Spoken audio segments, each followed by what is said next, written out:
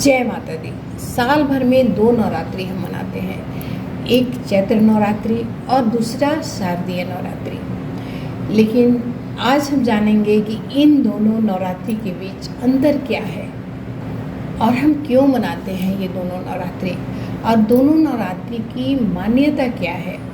तो चलिए आज हम जानते हैं कि चैत्र नवरात्रि हम क्यों मनाते हैं और शारदीय नवरात्रि हम क्यों मनाते हैं। इतना तो हम सभी जानते हैं कि चैत्र नवरात्रि में ज्वारा का महत्व होता है, ज्योत का महत्व होता है, और शारदीय नवरात्रि में गरबा का महत्व होता है।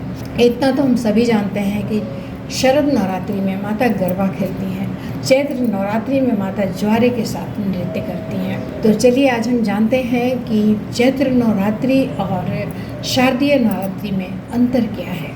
माँ दुर्गा के 9 रूपों की पूजा चैत्र नवरात्रि में भी की जाती है और शारदीय नवरात्रि में भी। फिर भी आखिर ऐसा क्या है जो दोनों को एक दूसरे से अलग बनाता है। गृहस्थ लोगों के लिए साल में 2 बार नवरात्रि का पर्व आता है। पहला चैत्र के महीने में। इस नवरात्रि के साथ हिंदू नव वर्ष की भी शुरुआत होती है, इसे चैत्र नवरात्रि कहा जाता है। और दूसरी नवरात्रि आश्विन माह में आती है, जिसे शारदीय नवरात्रि के नाम से जाना जाता है। पौष और आषाढ़ के महीने में भी नवरात्रि का पर्व आता है, जिसे गुप्त नवरात्रि कहा जाता है। लेकिन उस नवरात्रि में तंत्र साधना की जाती है। गृहस्थ और पारिवारिक लोगों के लिए सिर्फ चैत्र और शारदीय नवरात्रि को ही उत्तम माना गया है। दोनों में ही माता रानी के 9 स्वरूपों की पूजा की जाती है। कहा जाता है कि धरती पर महिषासुर का आतंक काफी बढ़ गया और देवता भी उसे हरा पाने में असमर्थ हो गए, क्योंकि महिषासुर का वरदान प्राप्त था कि कोई भी देवता या दानव उस पर विजय प्राप्त नहीं कर सकता है।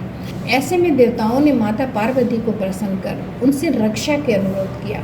इसके बाद माता रानी ने अपने अंश से 9 रूप प्रकट किए, जिन्हें देवताओं ने अपने शस्त्र देकर शक्ति संपन्न किया। ये क्रम चैत्र के महीने के प्रतिपदा तिथि से शुरू होकर 9 दिनों तक चला। तब से इस 9 दिनों को चैत्र नवरात्रि के तौर पर मनाया जाने लगा।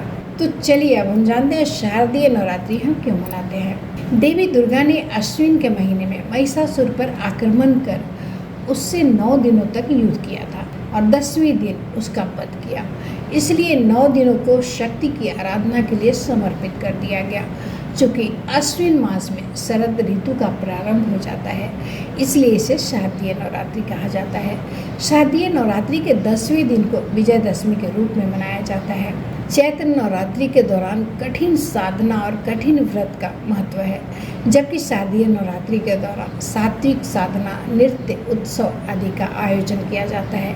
ये दिन शक्ति स्वरूप माता की आराधना के दिन माने गए हैं। चैत्र नवरात्र का महत्व महाराष्ट्र, आंध्र प्रदेश, तेलंगाना और कर्नाटक के साथ साथ छत्तीसगढ़ में अधिक से अधिक देखा जाता है, जबकि शारदीय नवरात्रि का महत्व गुजरात और पश्चिम बंगाल में ज़्यादा है। शारदीय नवरात्रि के दौरान बंगाल में शक्ति की आराधना स्वरूप दुर्गा पूजा पर्व मनाया जाता है, वहीं गुजरात में गरबा आदि का आयोजन किया जाता है। चैत्र नवरात्रि के अंत में रामनवमी आती है। मान्यता है कि प्रभु श्री राम का जन्म रामनवमी के दिन ही हुआ था, जबकि शारदीय नवरात्रि के अंतिम दिन महानवमी के रूप में मनाया जाता है।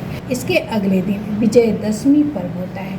विजयदशमी के दिन माता दुर्गा ने महिषासुर का मर्दन किया था और प्रभु श्री राम ने रावण का वध किया था। इसलिए शारदीय नवरात्रि विशुद्ध रूप से शक्ति की आराधना के दिन माने गए हैं। मान्यता है कि चैत्र नवरात्रि की साधना आपको मानसिक रूप से मजबूत बनाती है और आध्यात्मिक इच्छाओं की पूर्ति करने वाली है। वहीं शारदीय नवरात्रि सांसारिक इच्छाओं को पूरा करने वाली मानी जाती है।